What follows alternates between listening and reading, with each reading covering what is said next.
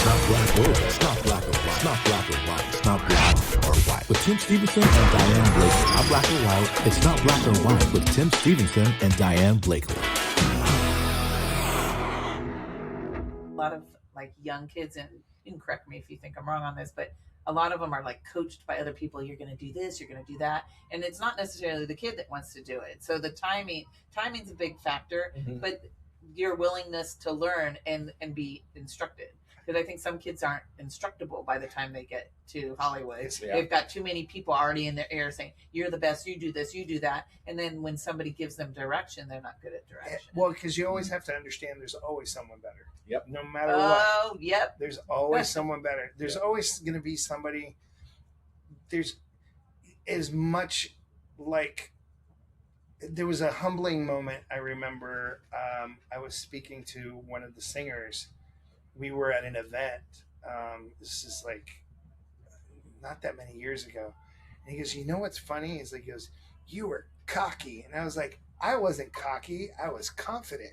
I was like, he was cocky and confident. My husband would say that. It was a couple I was like, both. Well, to me, cocky is when you don't think that you think you're it. And I never thought I was it. I always looked at the people around me and went, oh, wow, wow, wow. And I was always looking up to those people. So I learned, but it was to hear that was important for me, even as an adult, because you want to make sure that you're always gracious with how you conduct yourself, because that's what's going to give you the longevity within the business. Want to work with people who are kind, who are generous. They do. Yeah. And to this day, like I get jobs because my friends will call, hey, we have this part. It's not that big. I'm like, thank you. I want to do it. Yeah, I love it. Thank you for the opportunity. And Tim always says this to me. He's like, it's about connections with other people. Yes. Yeah. So like you might go do this thing that you don't think is like this breakout role, but it's this really cool part and it leads you to something else. It's like the staircase to another opportunity because you don't know who's going to be there. You don't know what's going to be said, how it's going to go down in any way, shape, or form. And then you never know who's maybe watching when you do the splits with the microphone. Well, and you know, sometimes there's such an emphasis on pushing people to be the best instead of maybe educating yourself to just get better and get better at what you're doing, so that every time that you're able to, because every time, like, I mean, dance has evolved so much that, like, you know, when I learn stuff from other people, I get my butt kicked, you know, and I've been doing it a long time, but I'm like, I get it. But then at the same time, I can throw that out too. Like I work with kids all the time, and, you know, I'll do a routine and they'll go, like what? And I'll be like, I know. Just let it marinate. Let it marinate. It's using my word. That's my thing. I always go, let it marinate. Let it marinate. It used to soak in. Well, because you know, and I'm learning as a teacher. I go back to how I was taught isn't necessarily how I can teach now. There's a different way of approaching things now that you have to be aware as an instructor. My teachers, like I said, were very blunt, very honest. I appreciate it, but I never took it personal. I was like, cool, they talked to me. To be able to do you said, all right, you said I suck, so I need to figure it out. And I'm like, okay. You know. See, that's our generation. Throw some dirt on it, right? And keep playing. Yeah, and dirt doesn't hurt. God made dirt don't hurt. You learn. Well, like even this week, I have a little girl. She's super sweet. I gave her a correction, and she started to get a little bit of anxiety, like she had done something wrong. And I was like, you didn't do anything wrong. I'm trying to explain to you this. You do so many things right, and this is how we can do things better, because it's important. And then she was fine, like she snapped out. But like understanding that exists within our dance world, especially now because of all of the social media and all of the exposure, and you can be exposed as a great dancer when you're 12 because your video blows up and becomes goes and viral it's trend somewhere, and which is wonderful. But then you also, like, if you want to work, you also have to learn that it's not always going to be the viral video, and you're not always going to be in the front, and you're not always going to be seen. You might be on the job and no one ever saw you, but you were there. Right. So you So have live to in the moment. live Don't you in the think moment. that's like a Yeah. thing? Like a thing. Like I was. It was funny. My friend Erin said, "If you're always worried about the past or the future, you'll never live in the moment. So live in the moment, Right. because that's where all the gold is in the moment. Like when something's happening. So like when you're like experiencing something new or meeting somebody new for the first time, or in your case, dancing for an artist that you never danced for before, or like your student, you're like living in the moment. But you did something that I think a lot of teachers don't do. You made sure she felt proud of what she'd already done, and you were just like tweaking it a little bit. Like, I won't tell you, I won't correct, and I think Tim does this. Like, I won't correct you unless I think you can do better than that. Like, you already have it down. Like, when somebody can't do it at all, right? Like, there are people that just can't. They have two left feet, and you leave those people alone. They're there to live in the moment, right? They're not there to get better. They're there to live in the moment. Yeah. And so I think that changes things, but how you address a person is a big deal. Yeah, and I'm not always perfect, and sometimes I made some mistakes recently in how I approached something, and I was like, I'm going to take the high road and say something, even though I didn't, in my mind, didn't think I was incorrect, but by changing how I approached it it was a different kid, and how I expressed myself, and kind of taking responsibility for not doing it in a better way the time before, then their guard went down, and then they were fine. And I'm like, sometimes you gotta, it's the same on a job. Sometimes you need to just zip the mouth, be there, show up, pay attention, wherever they put you, whatever they ask of you, be so happy that you get to be there. Yeah, I tell Tim, sometimes it's right to be wrong. Yeah. Yeah. No, and you learn, if you get it, like, yeah. If you're that dancer that doesn't ever think you're going to make a mistake, then you're never going to learn. And if you're never going to learn, no one's going to work with you, because you can't, like, goes back to what you were saying, you can't be taught. Right. And if they can't teach you, you can't do their stuff. Right. There was a dancer when I was growing up, I used to admire in class. Everything he did was perfect. He never worked. Really? Because he couldn't blend in. Everything he did was perfect, but he didn't blend in with anything. He couldn't get loose. Well, no, he was back to Cole. It was almost so perfect. Yeah, it was like boring. Like, it was boring. And it was frustrating, because I looked at him, I was like, why don't people hire him? He can literally do anything. But he didn't know how. But okay, so did he look just like his own dancer? Like, he couldn't blend in if there were 6 dancers and look like the other dancers? He couldn't. The everything was perfect, but the fire wasn't there. Oh, got like, the steps were right, but the fire wasn't there. It's funny that you say I that. learned that. I learned that lesson with Carmen. Yeah. Because I had Jamie King as the choreographer, and he would tell me, he was like, "You're a phenomenal dancer, but you're not actually living in the steps." Oh, really? Someone said that to you? Yeah, and so it taught me that even though I felt like I was doing it full out, it wasn't reading to the people on the outside, because I wasn't really lived. Now, when you tell me now, you have it in you. Mm-hmm. Like, when I move and I'm just freestyling in between our dance class, it's like breeze through your body. It's because that's in me now. Yeah, and I learned never mark until you never mark until you're asked to mark, and then still kind of read the room to know if it's okay to mark. Because Michael never marked.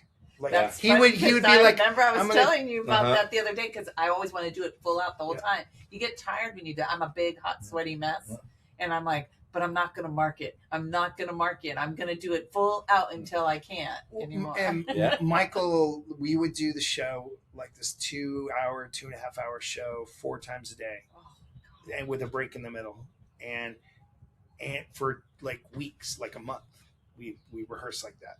So that when we did the show, I mean, literally anything can happen, and you're so present and you're so aware that you won't miss a step. That we had a guy jump up on stage once and try to put a T-shirt on Michael during Smooth Criminal, and one of the dancers, I think Lavelle was the first one, grabbed the guy and threw him to the side, and Randy, who's the other dancer, grabbed him and threw him to the bodyguard.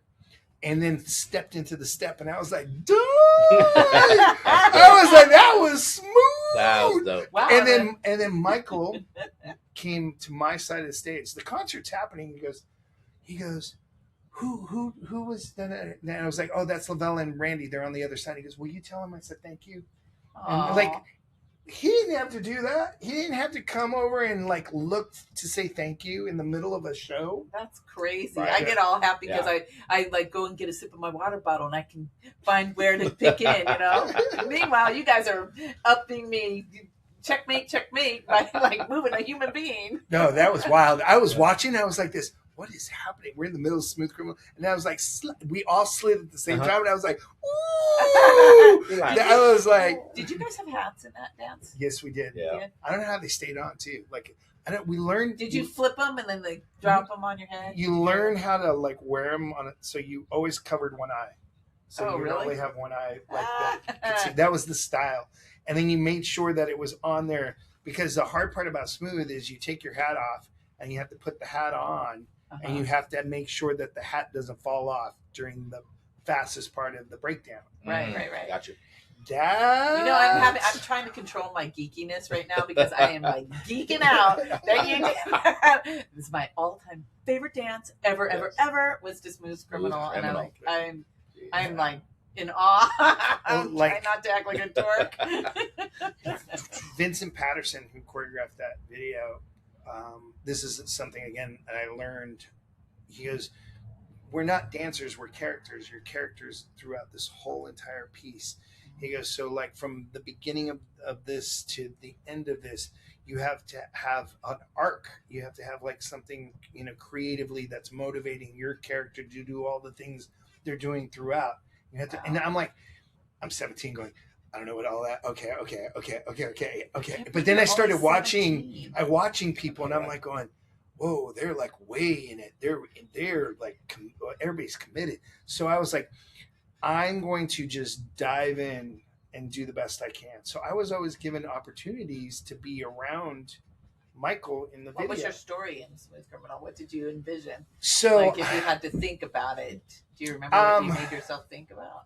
I know it's a long time ago. 17 is no. I think like what is funny is like this is what I like when I see the video now. I think this is everybody always asks us about this breakdown where we're all making noises and it sounds like everybody's like going woo yeah woo, all that stuff and everybody's like what is that? And I was like, you know, at the time I don't know that it wasn't supposed to be defined. It was supposed to be an experience. We're all like spiritually experiencing something. When I look at it now, you have a group of gangsters. He comes in. By the time we get to that, everything stops and everything transforms. And then we go from being the bad guys to the good guys. We've changed as people. And now we want to be protective over Michael and protect him from these people that are coming to get him. And I was like, I look at it now and I go, yeah, I think that's what I think. I think that's what was happening because we're different. How we are around him is different than how we were at the beginning. I'm just in complete and utter awe because I cannot tell you. If you could wear a hole in the song, I would have worn a hole in it. I played it over and over and over again. Yeah. And I mean, we were all like, at the time that was famous, I was in college and my mom used to get mad at me. She's like, when are you going to start to do the real college where you take the classes like statistics? Because I would sign up for every dance class I could take. And I would dance it was literally probably the happiest time in my life because I literally danced all day long, like from morning till the evening time. And Smooth Criminal was big, and I was like, I'm going to dance to that. I'm going to dance to that song. Well, I think there's you know, sometimes people don't understand how important the arts are. They generate creativity. They help us dream and do things. And because of the greatest things that have ever happened have happened because of dreamers, of people that think about something and then make that thing happen, whatever it is, like whether it's creatively, musically, whether it's going to the moon, whether it's like they, you know, I watched Star Trek and now I came up with the phone, you know, it's like all those things come from like a creative, because I think that's what drives us as people, you know, is that we have these creative thoughts and these like, you know, and ingenuity happens from art, I think. You know, like my son has a band and he's written his own music. He's performed his own music. He has it on Spotify. Nice. All the streamings, his music's on. But what's so cool, because my son's 17, he just turned 17 a couple days ago, and it's really amazing to see. He's like you. He wants to learn everything he can. He surrounds himself with other people who have really honed in on their craft, right? And he just absorbs it. He's like a sponge about it. So I see, like, because it's so flooded, like people want to be my son never says that. He's like, I want to be an artist. I want to make music. I live music. Like, he doesn't even want to play covers. I'm like, you need to play some covers. And he's like, no, I'm going to play my own music. Criminal. Yeah, I know. But he really absorbs other, like today was doing a filming of his band for he has a media class, and they allowed him to film his band, and his guitar teacher was there helping him set up with all the mixers and everything, and it was really kind of cool. I drove by, even though I was told. I was told I did a drive by, and you know, and like, I know. My son's like, he like goes like this, like, oh no, what you doing here, Mom? You're like, this wasn't me. Yeah, but I wanted to see, you know, I'm super. He does all the things that I was afraid to do. Like, I was scared to fail. And so, like, I always tell him, don't ever be afraid to mess up or fail. What you'll be afraid of in the end, when Father Time comes for you, you'll be afraid of all the things you did not do. You did not try. Mm-hmm. So I have a lot of admiration for you, because you just did whatever. It sounds like I imagine there was a certain amount of culpable fear involved, but you still did it, you know? I remember our first show with Michael. We were in Japan. We're underneath the stage, and I'm shaking. Like, I was like, it wouldn't stop. Like, I was like trembling. And he looks over and he goes, "Are you nervous?" And I went, "Uh-huh." Eddie, I was like, okay? I was like, "Eddie, are you okay? Eddie, are you okay, Eddie?" So I was like, and then he said something that I never forgot. He goes, "Good." He goes, "It means you care." And he goes, "Take this moment in, because you're never going to feel this moment like this ever again." And I went, "Oh." And he goes, "And then go out there and hurt him." And I was like, "Okay, yeah." But that, like, there wasn't an experience like that ever again for that particular thing. So he really did a lot of mentoring in some respect with the people. I wanted to ask you about that. Like, how close did you get to him at being a dancer? I mean, because you were a kid still. So what I always understood, it was a job. What was wonderful is that occasionally we got to hang out with our boss, and he was cool. And like, pretty cool boss. Well, no, like, you know, we would, like, when we were learning the initial tour before Vincent came in and really like restructured the show, hanging out with him and learning the stuff and just watching him and listening, and gave us an opportunity to feel what he was trying to do. And then Vincent coming in and working with him and like I said, restructuring and focusing it was another step up of learning what to do. And then on the Dangerous tour, it was the same thing working with Kenny Ortega. There's like, Michael, how can we do things bigger? What can we do next? And again, nothing is unachievable unless you think it is. So like, anything can be done. You have to just really believe you can do it. He took risks. So big risks. I was watching a video. What was the song? The Earth Song. Oh, Earth Song. Yeah. Oh, that's what it's called. Earth Song. Yeah. He did something, and I'm like, does he not have the fly system? Is he not like cabled? He wasn't. He was like on some riser, and he hung off it. Yeah. Yeah, it was the arm. Off it. And I'm like, does he have cables? And my son's like, no, he doesn't have cables. And I'm like, oh my gosh. Yeah. It was like 20 feet in the air. It was really hot. We had that version of that rig on the Bad tour, and it would go out over the audience, and man, he would hang there, and he wasn't cabled. No, why not? Because again, instinctively, he knew where his limitations were. So he knew. I'm not sure the people like, people that are protecting him, like, but you got to trust it. You also got to trust it. I mean, like the box is the thing where he jumps out. I mean, that is not a comfortable piece of equipment. You are in a square box and there's walls, like you get in and then they shut the wall behind you and you're underneath the stage.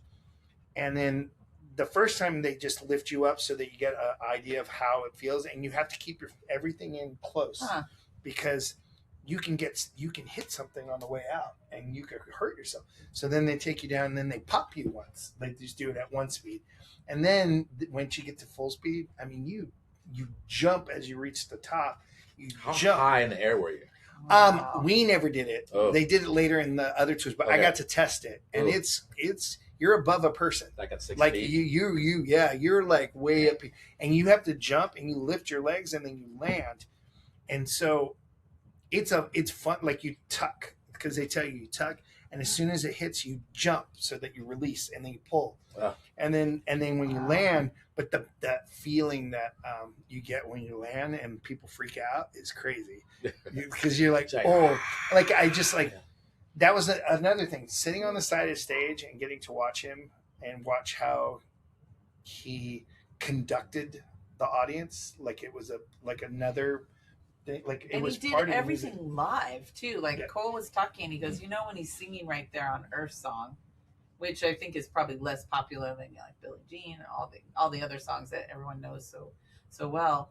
He said, watch him. He's singing live on that, and it sounds just like the record. Yeah, he's like record. I said record, folks. Like old school record. He goes to church on that, because I've seen that version, and he's like, and he's like, he's like, and he's really present, and it sounds so great. Awesome. And now, I mean, I hate to say it, but like sometimes when I see artists singing and they sound really good, I'm like, is that them really singing? Like I like when I hear an artist like sing their song and then they'll say some words. I'm like, yep, that's them singing. Like, otherwise, I'm not always certain that a famous artist is actually singing their own music. When things aren't always perfect, that's when they're perfect. Because like when you go seeing, you can feel like something's different. When he would riff, things he would do and say, and you're just sitting there. Is there any artist that's like that, like Michael Jackson? I mean, is there somebody you think will get close to that, like in terms of like their artistry and stuff? I think so. Like now, the way people are, there's different kinds of different. They're different. So, like, if you are, no one will ever reach the level of Michael Jackson, I don't think. Right. But there are artists that are iconic for the time. Like who? Like a Taylor Swift or Beyonce. I think what about Pink? I love Bruno Pink. Mars, Pink. I love Pink. I'm going to see Pink. I'm going to see her next Friday. Oh, nice. Yeah, no, but like all of those are great examples of people that understand their artistry of who they are and what they're trying to get across. I like the Foo Fighters because again, it's it's a live experience. Mm-hmm. You're gonna have and it's real. It's real. When I go to concerts, I love that when I can feel the energy, the energy of the live experience, of the live singing, of the people and the band, and they'll do things and riffs that are live that are not on the record, and the hits, and they're like boom, and add little crescendos here and there. And I'm like, you can't get that on the record. It's dope, but you'd only experience it when they're live. When I went to see Pink a couple years back. She had Pat Benatar open for her. It was awesome. You should have seen the crowd. Yeah. The crowd went bananas for Pat Benatar. And everyone's like, hit me with your best shot. Like, I swear to God, I was like, turning around, like, how old are all these people? They're my age. But they love, it was killer. And then, right after Pat Benatar, Alanis Morissette came out. Oh, wow. I'm telling you, everybody was like, jagged. But again, Pink is an artist who understands that. Like, I've had friends that have toured with her, and she's so wonderful to the people around her. Like, and I think that's another thing, that when you see people that have created these careers, people don't know how hard it is. I mean, how hard is it to be Taylor Swift? How hard is it to be Bruno Mars? How hard is it to be these people? And she makes it look good, because the one thing I really love about Pink, which is why I go to see her. I'm a repeat Pink offender. And I love to see her because she cares about people. She does. She generally cares about people. I remember at one of the concerts I was at, somebody was not being very nice. And she called them out. She's like, you're not being very nice to that young person, you know? And she's like, we should all learn to be kinder to each other. And I was like, she stopped her whole show to say that. That's cool. And let me tell you, she was like, that particular show, my husband had never been to a concert really of anything like that. You know, like I'd seen Madonna after 9/11 and the whole flag and the guys coming out of pods, you know, and my husband had never seen a show like that. He couldn't believe it. She was like riding around like in a motorcycle in a cage, you know, that cage thing. And my husband's like, he was just marveling. He's like, I didn't know that's what like concerts could be like. And I'm like, oh yeah, I go see all I call them theater concerts where it's a whole like experience. And that's what Michael Jackson always did. He always made it like it was bigger than life, right? You know, it was bigger than life, but everything still wasn't as big as him. No, you're right. No matter what, like no matter all of this stuff, he's still the focus. Like, and any of the like it was the same when I saw Prince. I was like this, all of this stuff, and you still can't take your eye off of what they're doing, right? And what they because I there's still can't believe you did this split. I'm still puking over that. I'm like, what? Down it was Is that on tape? You have that on camera somewhere? I'm sure there's a video somewhere. Oh my gosh! Like, I know we were in Minneapolis. It was like 1988. And I was an 18-year-old kid trying to like show off a little bit for one of his idols, you know, be like, it's for you, bro. That's so cool. But like, again, you know, I think if there was a message for kids today is I love that dance is so you can see it everywhere now. It's universal. Right? It is. Yeah. And TikTok and all those things and all those platforms have made it so accessible to people. But don't forget to become part of the live experience also. Like go out and experience like your friends. How about that one? I was literally with all my nieces and nephews, and they're going to be like, oh, you're calling us out, Auntie. And I'm sitting there. I have my phone, but I'm not looking at it. And they are all sitting next to each other, talking to each other on the dang phone. Like, why don't you just put the phone down and say, hey? I was like, are you all talking? I'm like, maybe they might have been talking about me too. Like, Auntie's getting on my nerves, you know. But it was very funny. They all were sitting. We were in a couch that's kind of like rounded out, and they all were on their phone. And I'm like, who y'all talking to? They're talking to each other through their phone. Well, and it's just like I have a camp that Tim's taught at, and part of our thing is when the kids come up there, no phones. We take them away. Yeah. We don't take them away. It's not a punishment. We take them away because I want them to be present with the people that are there teaching. And you know, I'm gonna get a lot of cool pictures for you. That's my job. I'm be like running around, you know, and like because I try to do that for them. I'm not for that, but being there and experiencing it without distractions is the hardest thing, especially nowadays. And it's the same like when you go experience music, like be there, like cool, yeah, take a picture, but then put your phone away, like or like, oh, that's your favorite song, film a second, cool, put your phone away, like. But I think that's such a big deal to have those in the moment moments, you know, like.